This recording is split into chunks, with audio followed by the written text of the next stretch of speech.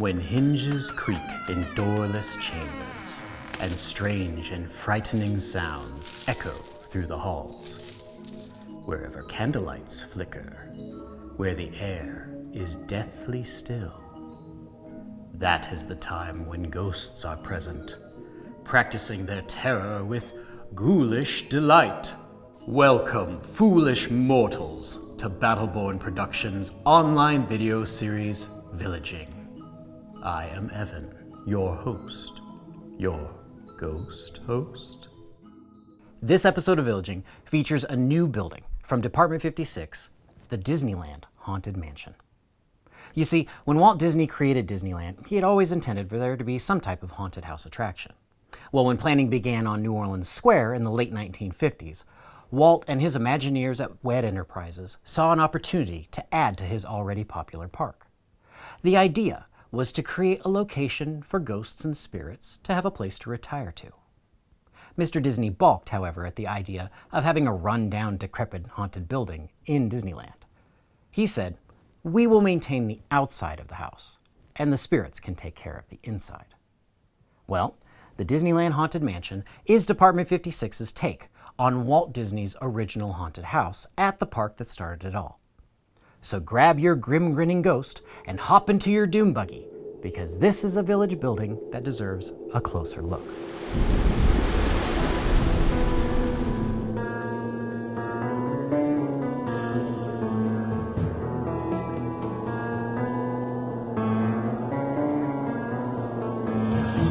The Disneyland Haunted Mansion is an LED-lit porcelain building from Department 56's Snow Village Halloween line and is new for 2021. Now, the unit we have is porcelain, but it is my understanding that later buildings will be made of resin. This large building mimics the antebellum manor exterior that Walt Disney had built in Disneyland in 1963, although the attraction wouldn't open to the public until August of 1969, several years after Walt Disney's passing. In front of the house, the ground is covered in fallen fall leaves, with 4 flashing LED lights that shine up onto the front porch. Between the long white columns, we find a couple of small carved pumpkins. The front porch and balcony feature the same highly detailed wrought iron that can be found at Disneyland. Both the front porch and balcony have several lit windows through which our 999 happy haunts may observe outdoors. And the front door is lined with more of the detailed wrought iron.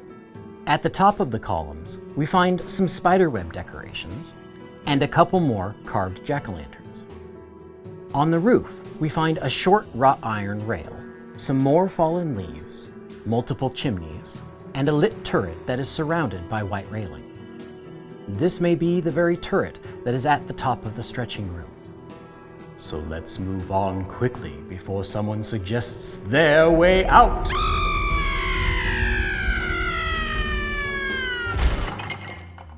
On the side of the mansion, the porch and balcony continue to wrap around, and so does the iconic green railing. Behind the wrought iron, we see 6 more lit windows. On the balcony roof, we find more autumn leaves, and 2 lit windows, where I believe we could find Constance Hatchaway haunting her attic. Here comes the bride. Finally, we find 1 more jack-o'-lantern on the corner roofline, impaled onto the iron railing. Around back, we discover several more lit windows, the input for the building's 4.5-volt AC adapter, and a small decorative balcony lined with more spiky iron railing. As we continue our little tour, on the final side of the mansion, we find a side door, several more lit windows, along with a single unlit window, and the final jack-o'-lantern up on the roof.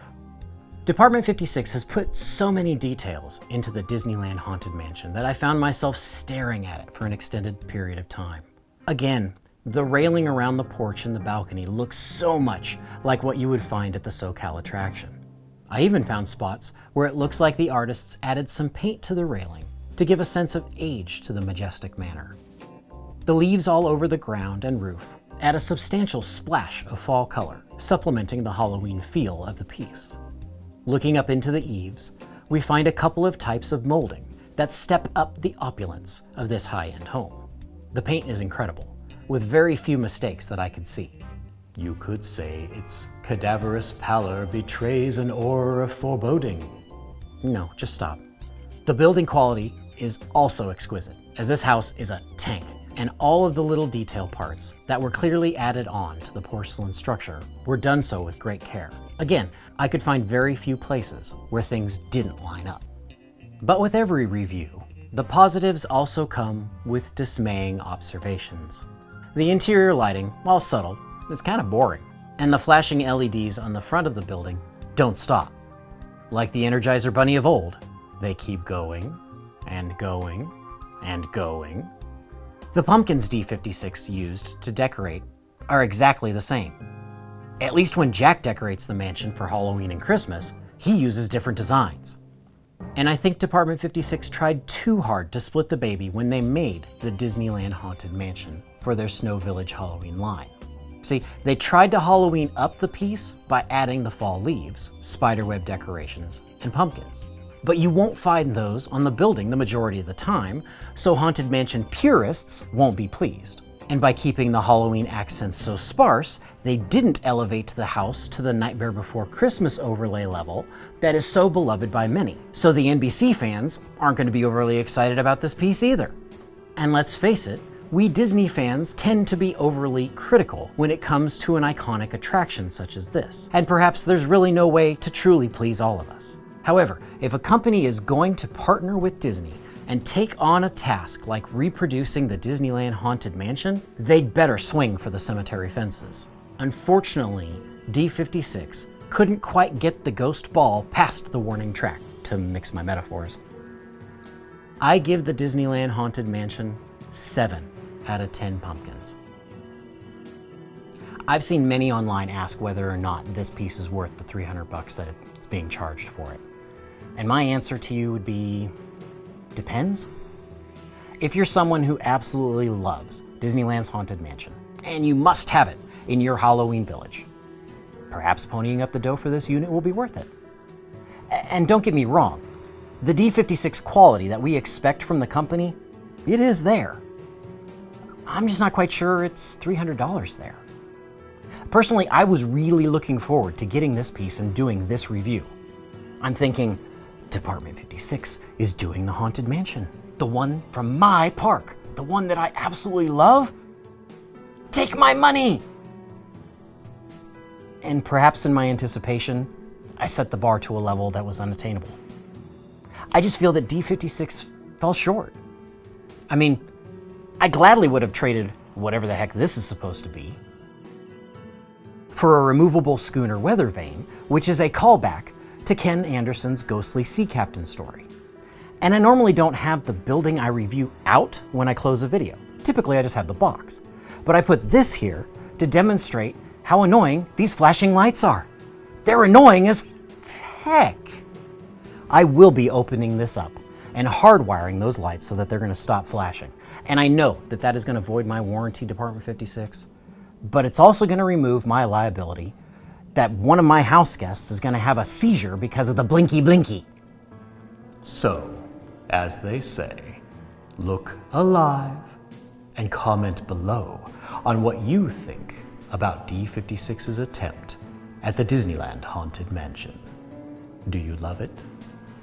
Hate it? Meh? Don't forget to subscribe to our channel. And if you did enjoy this video, give it a like so that the happy haunts can receive your sympathetic vibrations. Until next time, remember, hang on to those original boxes, or a ghost will follow you home.